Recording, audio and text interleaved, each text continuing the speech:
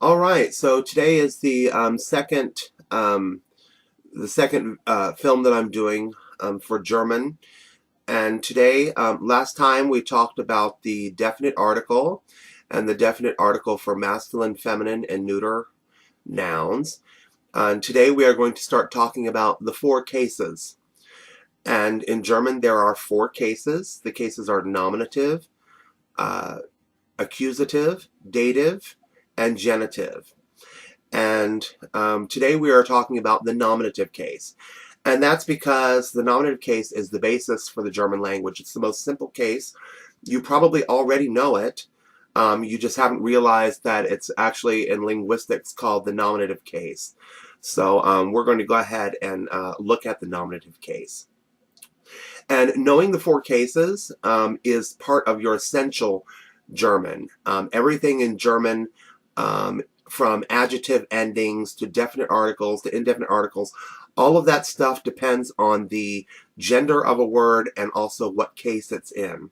So it's very important to know these cases.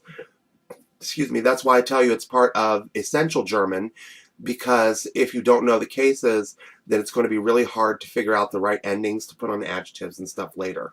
So it's really important that you know the four cases, and I cannot stress that enough.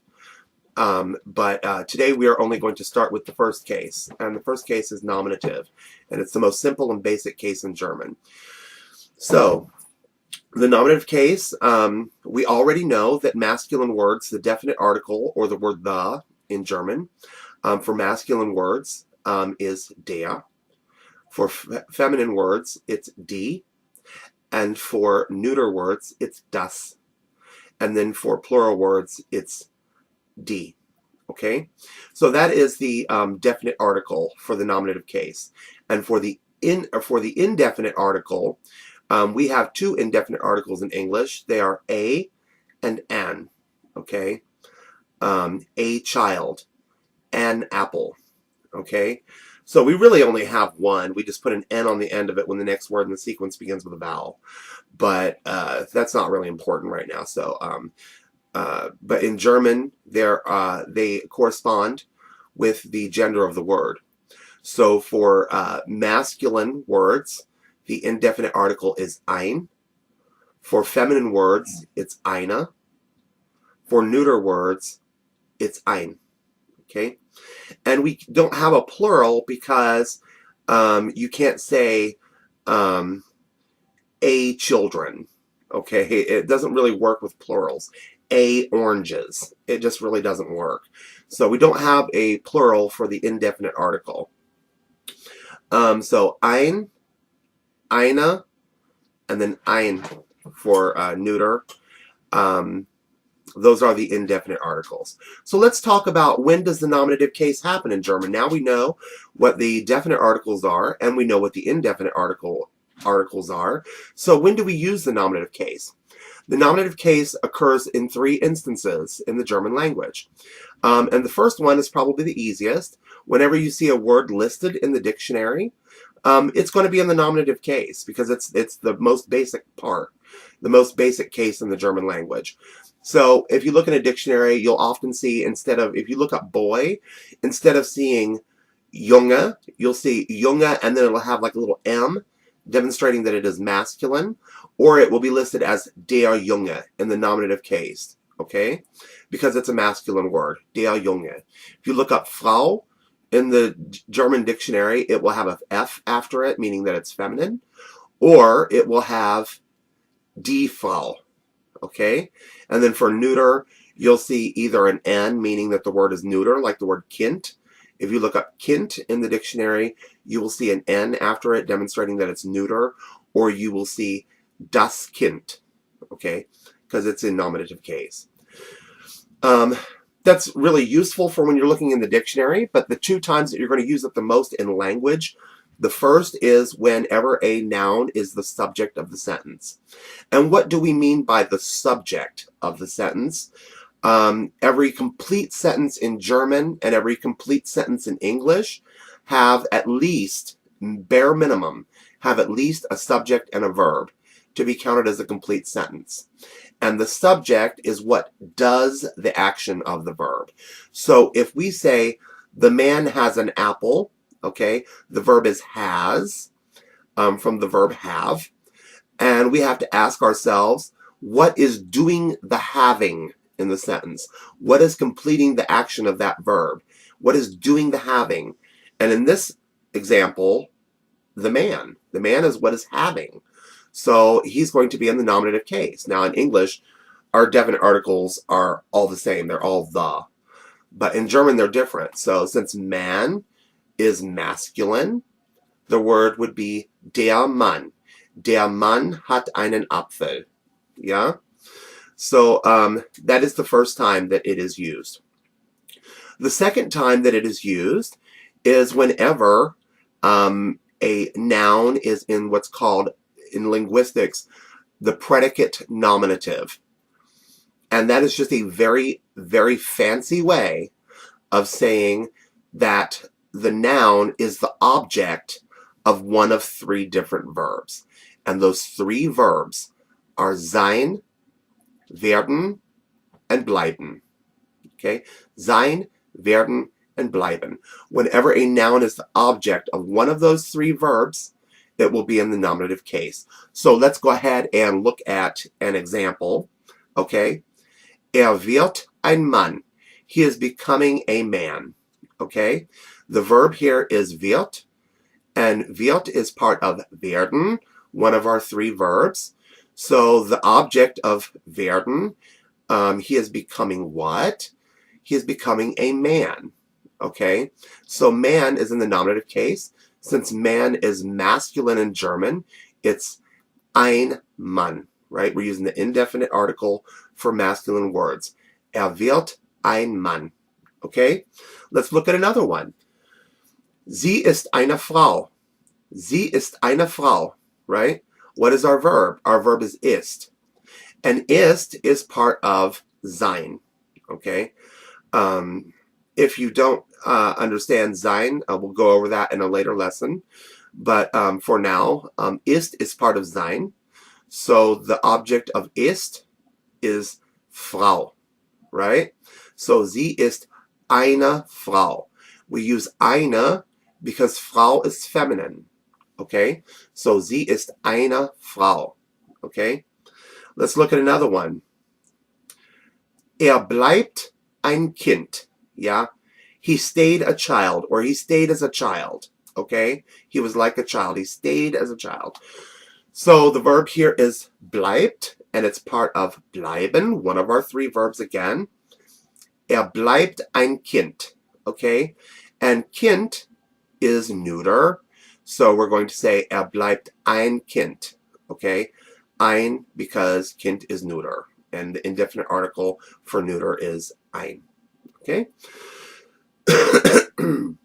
So that is the three instances. Remember, there are three instances when you use the nominative case in German. And the three instances are, 1, when the word is standing by itself, like in a dictionary.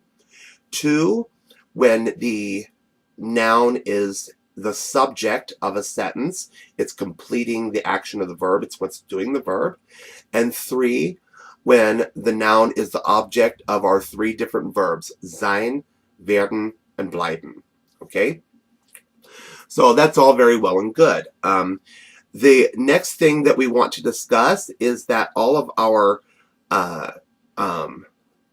possessive adjectives, okay, also follow the same rules as the indefinite article. So let's go ahead and look at the definite article, or the indefinite article again. The indefinite article is ein for masculine, eine for feminine, and then ein for neuter. Okay, so let's say instead of saying, we're going to use the word Apfel, which is masculine. Instead of saying the apple, we want to say my apple. Okay, so the word for my in German is mein. Okay, so it follows the same rules as the indefinite article. So we're going to say mein Apfel. Okay. For feminine words, it's meine, meine Frau. Okay. For neuter words, it is mein. Okay. So mein Kind. Okay. And then also for plurals, now when you're using my, you can have a plural. And for the plurals, it adds an E just like in the feminine form. Meine Kinder, my children. Okay? So mein, meine, mein, and then for plural, meine.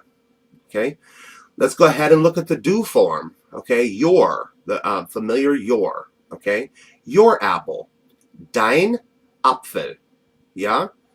And then for feminine, deine, deine Frau. And then for neuter, dein, okay? Dein Kind, okay? And then for the plural, deine, deine Kinder, yeah? Let's go ahead and look at his. His in German is sein, okay? Sein Apfel, seine Frau, sein Kind, seine Kinder. Yeah? Let's look at her apple. I'm sorry, ihr Apfel, ihre for feminine, ihr for neuter, ihr Kind, and then for the plural, ihre Kinder. Yeah? Let's look at its, okay? If for S, its, okay? Its is the same as his in German, okay? Again, sein, seine, sein, and then seine, okay? How about our, okay? Our apple, unser, unser for masculine, unsere for feminine, unser for neuter, and unsere for plurals. Okay? How about your? And this is when we're talking to a group of people. Okay? So we're talking about your apple. All of you, your apple. Okay? Again, the word is euer. And then for feminine, it gets the E on the end, eure. And then for neuter, euer. And then again, for the plural, an E on the end, eure. Okay? How about their? We're talking about their apple, or their woman, or their child, or their children. We're talking about these people over here. So the word, again, is ihr. Okay, just like she, ihr, ihre, ihr.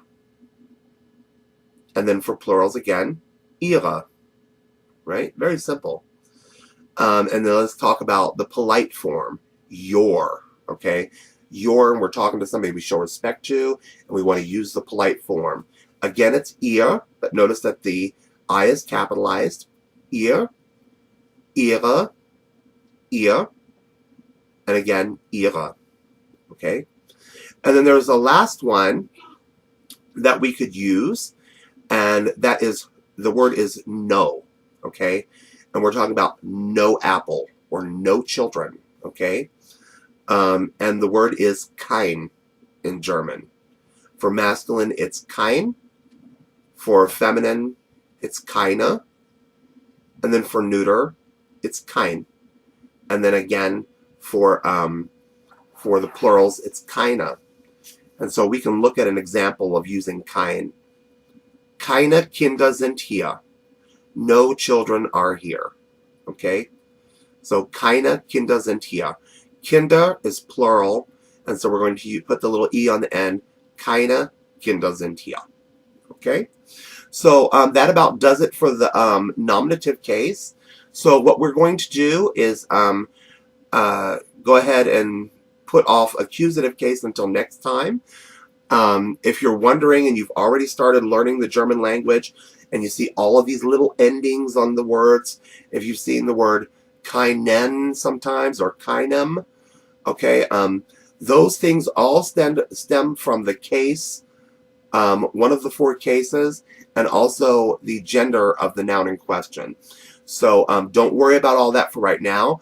What I want you to concentrate on is the nominative case. And again, those 3 times when we use the nominative case, when a word is standing by itself or in the dictionary. 2, when the noun is the subject of the sentence. Or 3, when the noun is the object of one of those 3 verbs, sein, bleiben, or werden. Okay, predicate nominative. So that's all I want you to concentrate on for right now. And next time we will discuss the accusative case. Okay? So, schönen Tag noch, bis zum nächsten Mal und auf Wiedersehen.